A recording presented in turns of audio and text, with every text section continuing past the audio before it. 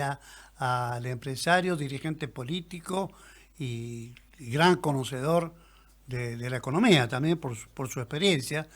Dino Minosi, buen día, ¿cómo va? Hola, Catherine, ¿cómo te va? Muy bien, muy bien. Bueno, anoche casi con una cierta sorpresa y en un fin de semana, un viernes de la noche, pensando en que nadie puede especular nada y sacar algún provecho personal, el gobierno tomó la decisión, después de conocer oficialmente ya el préstamo del Fondo Monetario Internacional, bueno, hacer todos los anuncios correspondientes y fue el jefe de Estado quien habló al país y bueno, con una buena repercusión. Decía ya que el volumen de gente que lo escuchó fue distinto a otras que con otros horarios no logró este objetivo.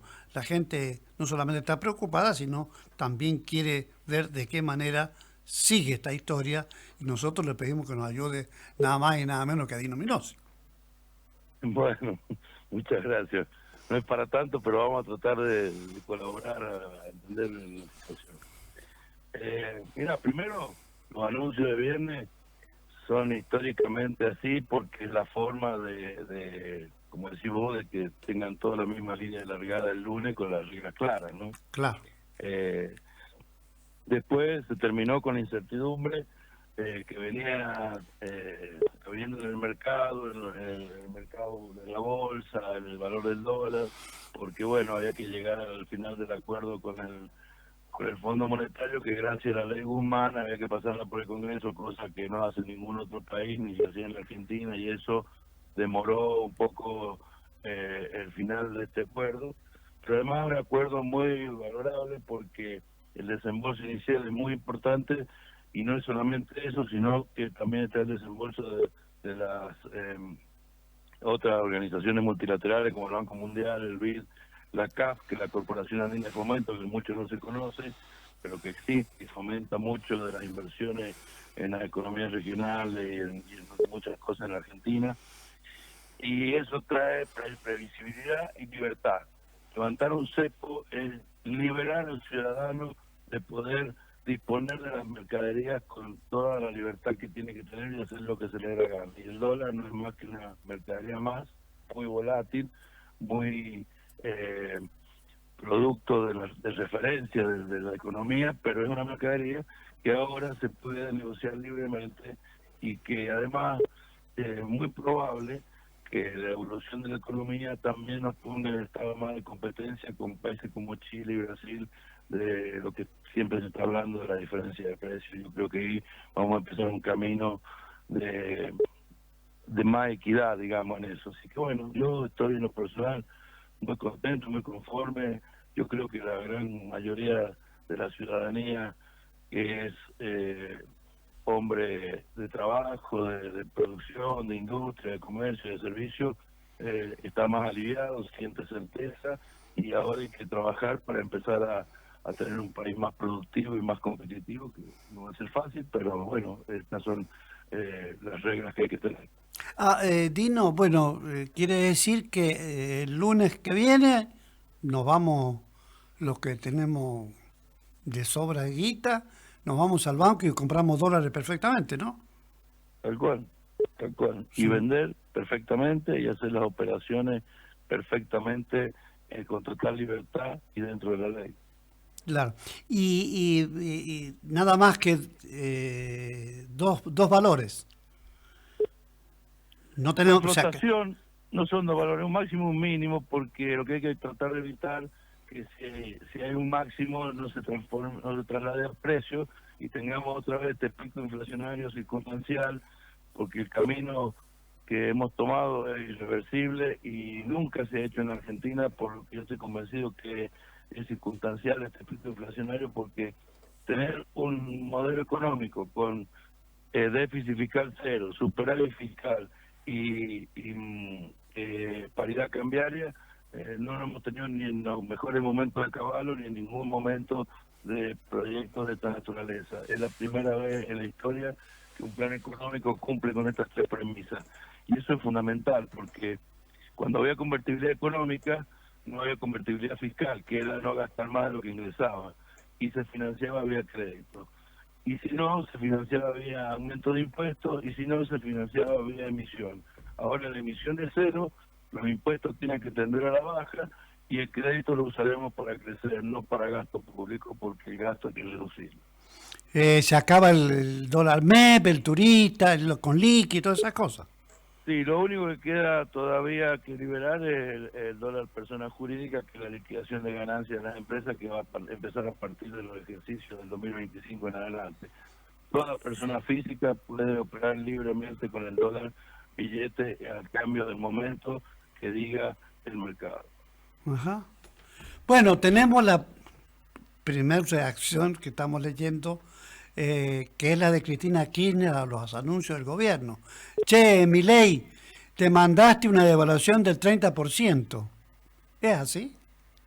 Bueno, eso es futurología, porque mañana no sabemos si el dólar, perdón, el lunes no sabemos si el dólar va a estar a 1.400 o a 950. Entonces, veremos. De todas formas, no es una devaluación del 30% porque en la calle, en el mercado, el dólar ya estaba a 1.350. Claro.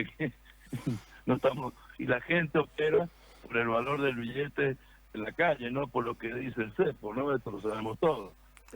Cuando el dólar oficial estaba a 3.50, las cosas se negociaban con el dólar a 900 y así aumentaban los precios. Lo único que pasaba es que estaba retenido el valor del dólar y se beneficiaban algunos importadores, amigos del gobierno, que importaban maquinaria con el dólar 3.50, y cuando había que pagar los verdes 900, el pueblo argentino colaboraba con ese industrial y ponía toda la diferencia con fondos del Estado. Bueno, eso no va a pasar más. Siempre con ganas, Cristina, de hacer futurología, porque tampoco sabemos qué es lo que va a hacer ella, ¿no? Bueno, lo que pasa es que la realidad mata el relato. Si este plan funciona, si la Argentina se ordena, si después empezamos a mejorar, porque aquí no tenemos solamente un problema económico, la crisis no es económica, es económica, institucional, social, cultural. Entonces, primero la economía. En una casa que no se come, no se puede educar, no se puede estudiar, no se puede cultivar. Entonces, primero la economía, que la gente coma, que la gente que baje el nivel de pobreza, como ya bajó del 52 al 38%, y todavía queda mucho por bajar. Claro. Después que saneemos la economía y la gente coma, tenemos que empezar con las instituciones, porque las instituciones en muchos casos son cascarones huecos que han sido destruidos por un proceso de aniquilación cultural e ideológico, ¿no? Así que ahí tenemos que seguir trabajando. Y después lo social, porque como siempre se ha dicho, lo hemos escuchado todo, que hay niños que han visto 2 generaciones por atrás de gente sin trabajar. Y eso no es culpa de la gente. La gente tiene ganas de tener dignidad, de que lo que gane se lo merezca. Lo que pasa es que si no tenemos un proceso de cultura del trabajo, de educación, de instrucción, de oficio, es muy difícil que esa gente pueda valerse por sí misma. Esto es como si le abrimos la jaula a un pajarito que está 30 años enjaulado, ¿no? Va a ser muy difícil que se pueda defender en el mundo. Te seguimos aprovechando qué va a pasar con el dólar ahorro, el dólar turista y las compras con tarjetas. Nada, no va a pasar nada. Va a pasar que va a valer el valor de mercado.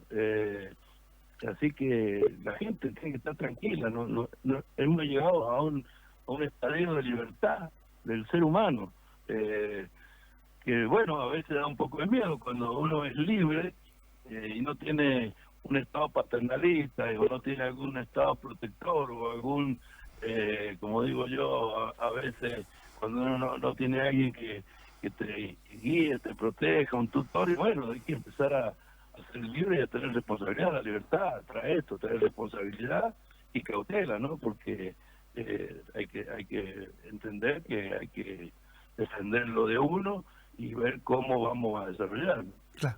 Y lo que vos decías, el Banco Central eliminó los límites de compra y simplificó también el acceso al mercado oficial. Por supuesto, algo que a nosotros nos parece una sorpresa, pero así vive el mundo. O sea, el mundo civilizado vive así. Uno va a un banco de cualquier país limítrofe, no hablemos de los países occidentales, europeos o norteamericanos. Uno va a Chile y vive así, Uruguay, Paraguay, Bolivia, Brasil. Uno va, pone el dinero y compra, o sea, no hay otra forma. Claro, claro, claro. Bueno, no sé qué otra cosa, me parece que lo que te has dicho alcanza para la gente que pregunta cosas, ¿no? Pero lo importante de esto es salir de este cepo que, sin duda alguna, por algo que se quería salir. No creo que sea si este mecanismo Claro, actual hubieran dado, no la hubiera pasado mal todos los argentinos. Milei fue muy claro. Acordate que en el gobierno de Macri también se salió el cepo. Sí, Después tuvieron que volver a ponerlo por una circunstancia eh, de emergencia económica. Entonces, el tema no era salir del cepo, sino cómo salir del cepo para no volver al cepo. Y Milei, cuando lo criticaban de que ideológicamente no hacía lo que él decía, dijo una frase que a mí me quedó grabada. Una cosa es ser libertario y otra cosa es ser libertarado. O sea, con la crisis que había, con la situación de debilidad que tenía el país, salir del cepo en otro momento hubiera sido una cosa muy escandalosa y muy dañina para la economía argentina. Así que me parece que se han buscado reunir todas las condiciones necesarias para poder tener fondos anticíclicos para evitar que se vaya todo a las nubes, ¿no? claro.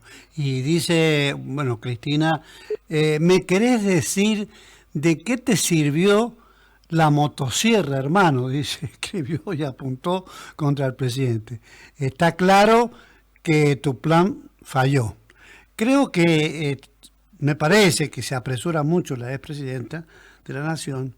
Me parece que ella está obligada a salir a decir estas cosas porque no tiene de qué hablar seriamente, ¿no? Salvo que se... Ella maneja un relato sin datos. Yo Exacto. lo que le pediría es que a todo lo que dice le ponga números y nos explique qué es lo que falló, dónde están los problemas, porque así lo entenderíamos mejor.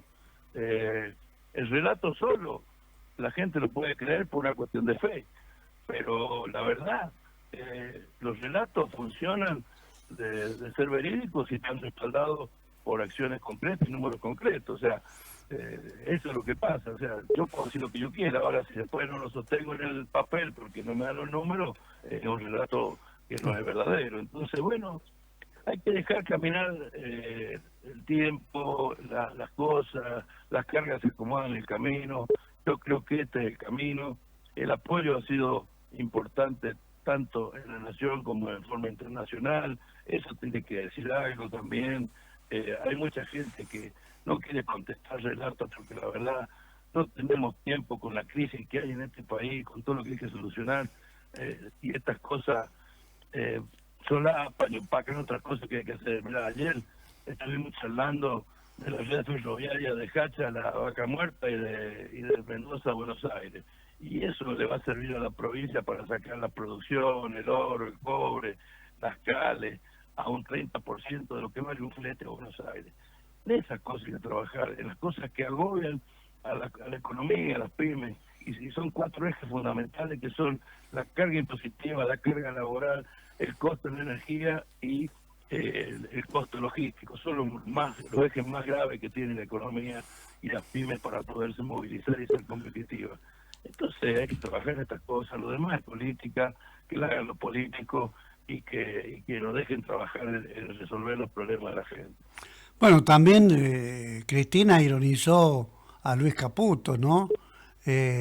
Sobre el nuevo esquema de flotación. Acá las únicas bandas que hay son las de los Caputo Boys, que apenas en 7 años pomaron a los argentinos. Bueno, ella se olvida de las cosas que hizo ella, ¿no? O que dejó de hacer. Yo lo que lamento es no poder visualizar o hacer visualizar a la gente en el estado de crisis que estaba este país el día de diciembre del 2023 y sin hacer ninguna agresión personal, mostrar los números, mostrar cómo estaba estallado el Banco Central, un nivel de emisión monetaria que no iba a mandar una hiperinflación que del 52% hubiéramos llegado al 90% de pobres en la Argentina, y no es mentira. Lo que pasa es que cuando la sangre no corre por las calles, uno cree que no ha habido guerra. Y el problema era que con esta guerra que había, sin ver la sangre en las calles, se nos morían los niños en la cuna y los viejitos en las camas, porque no había cómo llevar adelante una familia en este país, ¿no? Ah.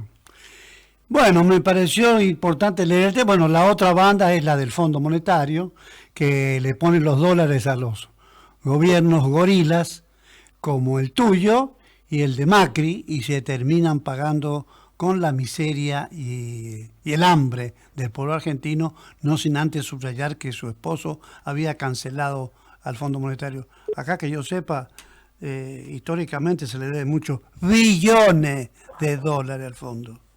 No, mira, la peor mentira es una verdad a medias. Se canceló una deuda con el Fondo Monetario Internacional en una época dorada de la... Ay, se me cortó, ¿cómo? No puede ser, no puede ser.